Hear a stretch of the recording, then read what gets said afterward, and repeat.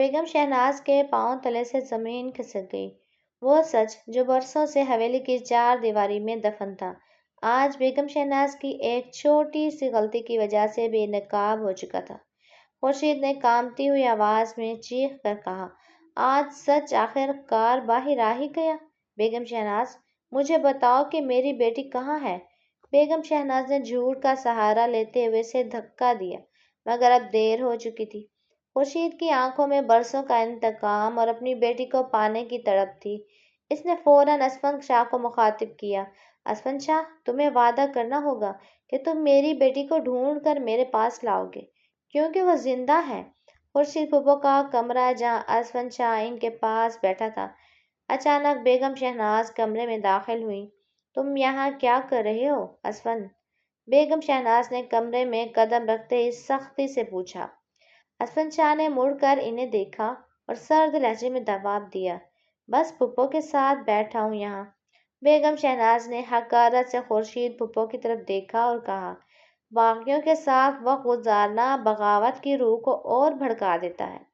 خورشید پھپھو نے اپنی جگہ سے اٹھتے ہوئے جواب دیا، میں کوئی باغی نہیں ہوں، میں ایک مظلوم ہوں۔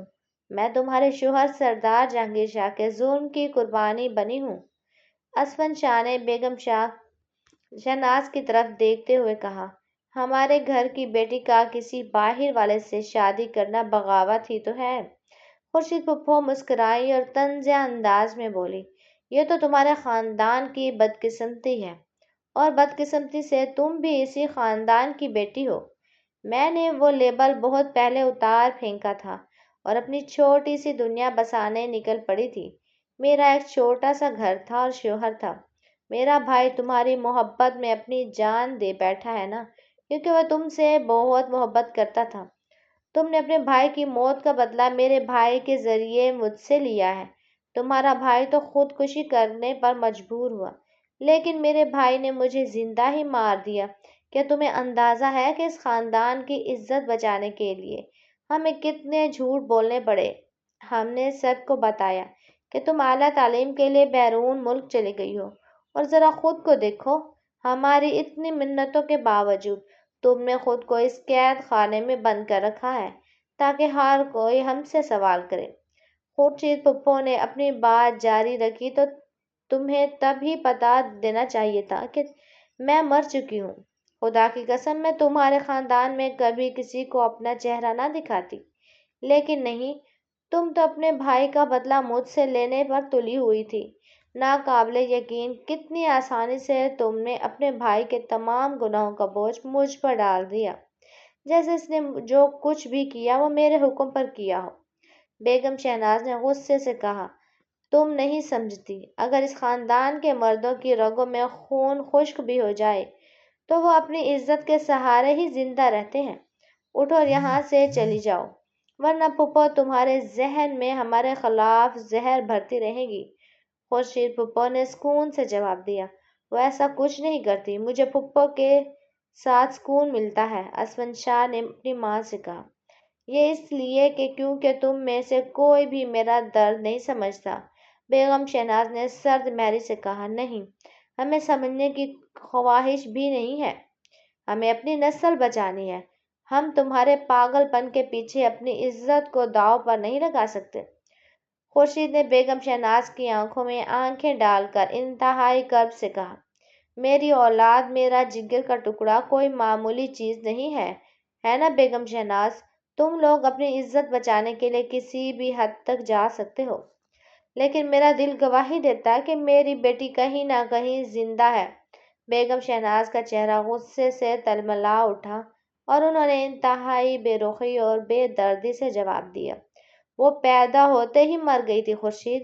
اب ہم سے یہ فضول باتیں کرنا بند کرو اور ہمیں اکیلا چھوڑ دو۔ داجی کے سخت حکم پر رانیہ کو واپس وہیں چھوڑ آئے جہاں سے اسے اٹھا کر لائے تھے۔ ڈاکٹر احمد سے لے کر سفر پر نکلے تھے۔ راستے میں بھوک لگی تو احمد نے گاڑی ایک ہوٹل پر روکی۔ ڈائننگ ایریا میں بیٹھ کر احمد نے بڑے سلیقے سے رانیہ کے ہاتھ دھلوائے۔ رانیہ خاموشی سے ہاتھ دھو کر واپس کرسی پر آ کر بیٹھ گئی، لیکن احمد کو وہ لمحہ ایسا لگا جیسے رانیہ اسے نظر انداز کر رہی ہو۔ اس نے مسکرا کر طنزیہ انداز میں کہا، کتنی خوشگرد ہو تم رانیہ، اپنے ہاتھ تو دھلوا لیے، مگر میرے ہاتھ کون دھلوائے گا؟ اسی لمحے احمد کا فون بج اٹھا۔ اسکرین پر اسفند شاہ کا نام دیکھ کر احمد نے کال اٹھائی۔ اسفند کی آواز اس کے کانوں میں گونجی۔ کدھر غائب ہو میاں؟ سنا ہے بڑی اہم ذمہ داری نبھائی جا رہی ہے، کہاں ہو تم؟ احمد نے رانیہ کی طرف ایک نظر ڈالی اور ہلکا سا مسکرا کر بولا، بس راستے میں ہوں، ابھی کھانا کھانے بیٹھے ہیں۔ اسفند کی ہنسی فون کے دوسری طرف سے سنائی دی۔ اچھا تو صاحب اب اس لڑکی کے ساتھ وقت گزار رہے ہیں، کافی مزے میں لگتے ہو، دیکھنا کہیں اپنی ذمہ داری بھول کر کسی اور دنیا میں نہ کھو جانا۔ احمد نے ہنستے ہوئے پوچھا، تم اپنی فکر کرو اسفند، تم سناؤ وہاں کیا چل رہا ہے؟ اسفند کا لہجہ یکدم بدل گیا، ایک گہری آہ بھرتے ہوئے بولا، احمد تم تو جانتے ہی ہو میرے دل میں وہی ایک ہی خیال ہے، میں بس اسی لڑکی کے پیچھے پاگل ہوں، اسی کو ڈھونڈ رہا ہوں۔ تم تو اچھے سے جانتے ہو نا میرا حال، اس کے بنا تو زندگی جیسے رک سی ہی گئی ہو۔ دوسری طرف بیگم شہناز کی زبان سے بے دہانی میں بات پھسل گئی۔ تم نے کہا وہ پیدا ہوئی تھی؟ میری بیٹی پیدا تھی۔ خورشید نے فوراً بات پکڑ لی، اس کی آنکھیں حیرت اور غصے سے پھیل گئیں۔ کیا کہا تم نے؟ تم نے ابھی کیا کہا؟ تم نے کہا وہ پیدا ہوئی تھی؟ میری بیٹی تھی۔ تم سب سے تو مجھے بتایا تھا کہ وہ لڑکا ہوا تھا اور وہ پیدا ہوتے ہی مر گیا تھا، لیکن میں نے تو بیٹی کو جنم دیا تھا۔ مجھے سچ بتاؤ، کیا وہ بیٹی تھی؟ یہ منظر حویلی کے ایک دھماکے سے کم نہیں تھا۔ خورشید کے سوال نے بیگم شہناز کے پاؤں تلے سے زمین کھسکا دی۔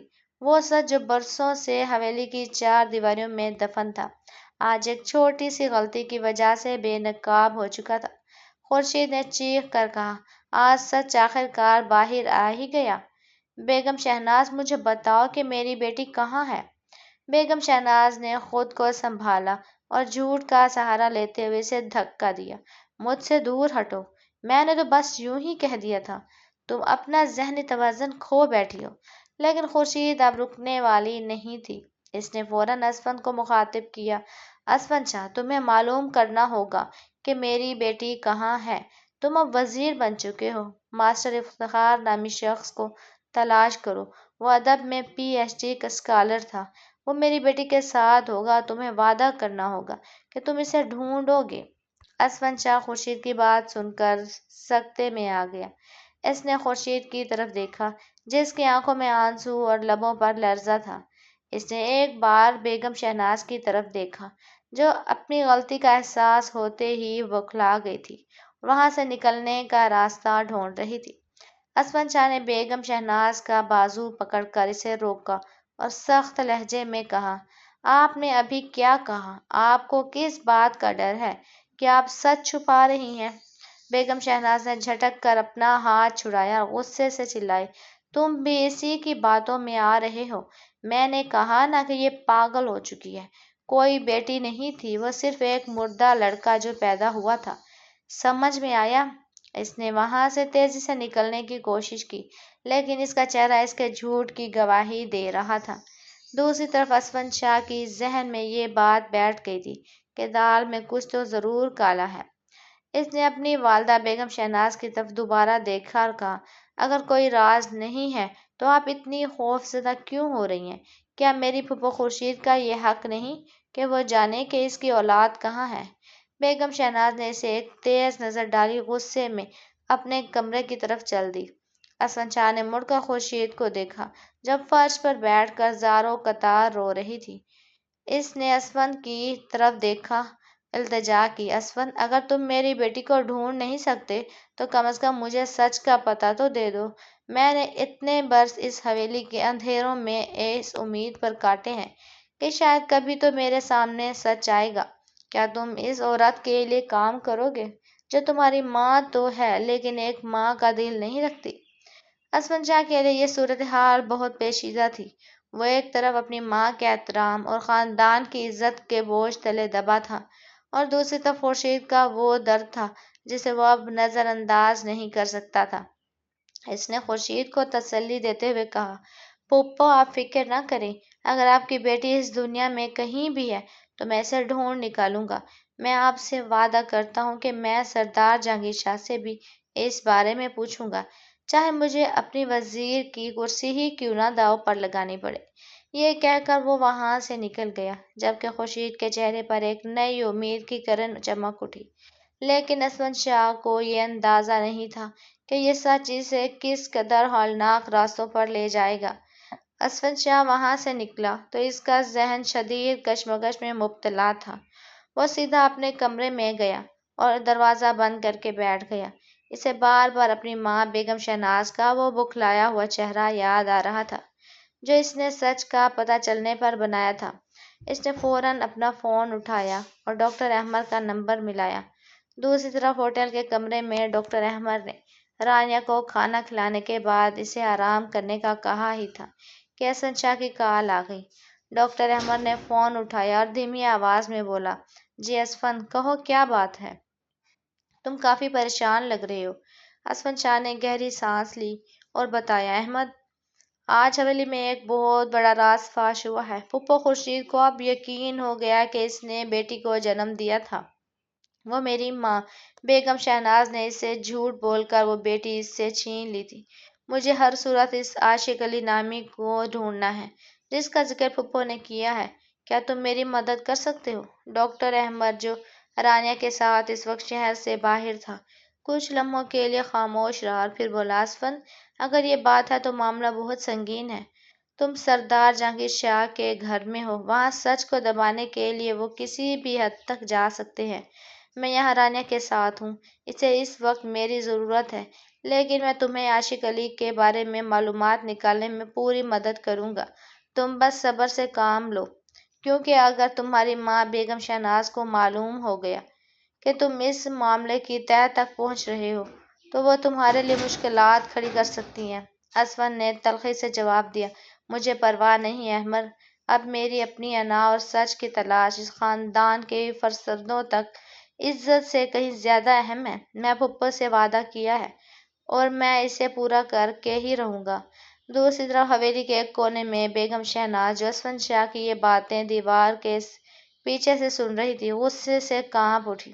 اس نے فوراً اپنے خاوند سردار جہانگیر شاہ کو آواز دی، سن رہے ہیں آپ؟ ہمارا بیٹا اسفند شاہ اب ان لوگوں کے لیے ہمارے ہی خلاف کھڑا ہو رہا ہے۔ اگر خورشید کی بیٹی زندہ مل گئی تو ہماری حویلی کی تمام عزت خاک میں مل جائے گی اور وہ تمام راز بھی کھل جائیں گے جو ہم نے 22 سالوں سے دفن کر رکھے ہیں۔ ہمیں کچھ کرنا ہوگا اس سے پہلے کہ اسفند شاہ اس عاشق علی تک پہنچے۔ سردار جہانگیر شاہ نے حقے کا کش لگایا اور ٹھنڈے لہجے میں بولا، اسے عاشق علی تک پہنچنے میں کیونکہ میں پہلے ہی اسے راستے سے ہٹا چکا ہوں، مگر اس کی بیٹی کہاں ہے یہ تو خود اسفند شاہ کو بھی نہیں معلوم اور نہ ہی اسے کبھی معلوم ہوگا۔ بیگم شہناز ایک فاتحانہ مسکراہٹ کے ساتھ سردار جہانگیر شاہ کی طرف دیکھا۔ انہیں نہیں معلوم تھا کہ تقدیر نے ان کے منصوبوں کو ناکام بنانے کے لیے کیا کچھ سوچ رکھا ہے۔ رات کے سناٹے گہرے ہو چکے تھے مگر حویلی میں بے چینی کا عالم تھا۔ اسفند شاہ اپنے کمرے کی کھڑکی کے پاس کھڑا دور افق کو تک رہا تھا۔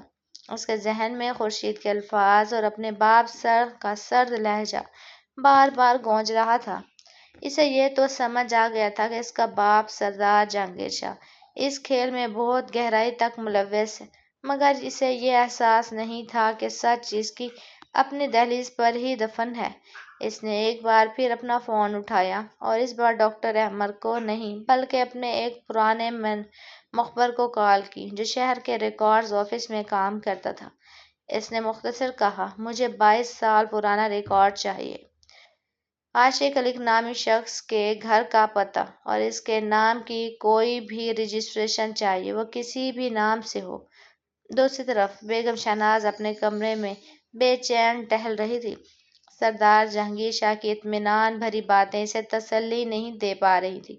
وہ جانتی تھی کہ اسفند شاہ اگر ایک بار سچ کی کھوج میں نکل جائے تو اسے روکنا ناممکن ہے۔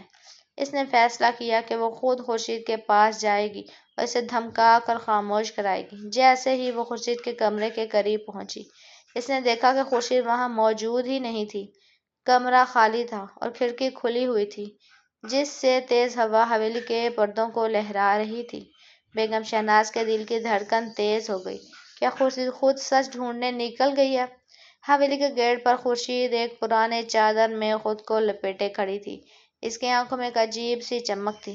وہ جانتی تھی کہ اب اسے کسی اور پر بھروسہ نہیں کرنا۔ اس نے اسفند شاہ کے آنے کا انتظار کیے بغیر خود اس پتے کی طرف جانے کا فیصلہ کیا جو اسے سالوں پہلے ایک گمنام خط میں ملا تھا۔ اسے امید تھی کہ وہ اپنے جگر کے ٹکڑے کو پا لے گی۔ حویلی سے باہر نکلتے وقت اس نے آخری نظر سردار جہانگیر شاہ کے کمرے کی طرف ڈالی جہاں روشنی ابھی بھی جل رہی تھی۔ اس نے دل ہی دل میں کہا، میں ہار ماننے والوں میں سے نہیں ہوں۔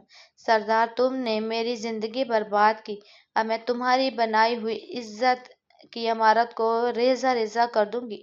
عین اسی لمحے اسفند شاہ حویلی کے مرکزی دروازے سے باہر نکلا تو اس کی نظر اندھیرے میں جاتی ہوئی ایک سایہ نما شخصیت پر پڑی۔ اس نے تیزی سے گاڑی سٹارٹ کی اور اس سائے کا پیچھا کرنے لگا۔ حویلی سے باہر کی دنیا اسے ایک نئی جنگ کی طرف بلا رہی تھی۔ سچ اور جھوٹ، انا اور عشق اور خاندانی روایات کے درمیان پھنسی ہوئی زندگیاں اب ایک ایسے موڑ پر تھیں جہاں سے واپسی کا کوئی راستہ نہیں تھا۔ اسفند شاہ کی گاڑی اندھیری سڑک پر تیزی سے دوڑ رہی تھی۔ وہ نہیں جانتا تھا کہ یہ صرف اسے کس انجام تک لے جائے گی، لیکن اسے اتنا یقین تھا کہ کل کا سورج حویلی کے لیے ایک نیا طوفان لے کر آئے گا۔ حویلی کے خاموش کمرے میں زبیدہ بھی اپنی جائے نماز پر بیٹھی تھی۔ ان کا وجود لرز رہا تھا۔ وہ اپنے اللہ کے حضور ہاتھ پھیلائے گڑ گڑا کر رو رہی تھی۔ ان کے آنسو جائے نماز کو بھگو رہے تھے اور ان کا دل درد سے نڈھال تھا۔ دعا مانگتے ہوئے ان کے ذہن میں ماضی کی وہ تلخ یادیں تازہ ہو رہی تھیں جو ان کی روح کو زخمی کر دیتی تھیں۔ انہیں اچھی طرح یاد تھا کہ تب ان کی عمر کتنی کم تھی۔ وہ ایک چھوٹی سی بچی تھی جب ان کا باپ انہیں چند روپوں کے عوض بیچ گیا تھا۔ وہ منظر آج بھی ان کی آنکھوں کے سامنے تھا جب انہیں ان کی ماں سے زبردستی چھین کر الگ کیا گیا تھا۔ وہ ننھی سی جان تب کچھ سمجھ نہ پائی تھی، بس اپنی ماں کی وہ چیخیں ان کے کانوں میں آج بھی گونجتی تھیں جو اس وقت نکلی تھیں جب انہیں ان سے دور کیا جا رہا تھا۔ وہ سسکیاں بھرتے ہوئے اللہ سے فریاد کر رہی تھی، یا اللہ میری فریاد سن لے۔ اس حویلی کے سنگلاخ دیواروں کے پیچھے میری عمر بیت گئی، پر میرے دل کی ایک ہی پکار ہے، یا اللہ مجھے میری ماں سے ملوا دے۔ کتنے برس گزر گئے، وہ کہاں ہوگی، کس حال میں ہوگی۔ اس حویلی کے دکھوں اور سازشوں نے مجھے اندر سے توڑ کر رکھ دیا ہے۔ میرا باپ مجھے اس چھوٹی سی عمر میں بیچ گیا تھا اور میری ماں کو مجھ سے چھین لیا گیا۔ اس سے بڑا ظلم اور کیا ہو سکتا ہے؟ وہ سجدے میں سر رکھ کر روتے ہوئے دعا مانگ رہی تھی، یا اللہ اس خاندان کی انا اور نفرتوں کے طوفان میں میری یہ ایک ہی خواہش پوری کر دے، مجھے بس ایک بار میری ماں سے ملوا دے تاکہ میری روح کو سکون مل سکے۔ مجھے وہ دن یاد ہے جب میری ماں کی چیخیں آسمان کو چیر رہی تھیں اور میں بے بس تھی۔ اے اللہ اب تو اپنی رحمت کر اور مجھے اس تنہائی سے نجات دلا۔ زبیدہ بی کی سسکیوں سے کمرے کی فضا بوجھل تھی۔ وہ اپنی ماں کی محبت اور اس کی بچپن کے دکھ کو یاد کر کے ایسے تڑپ رہی تھی جیسے وہ زخم آج بھی تازہ ہو۔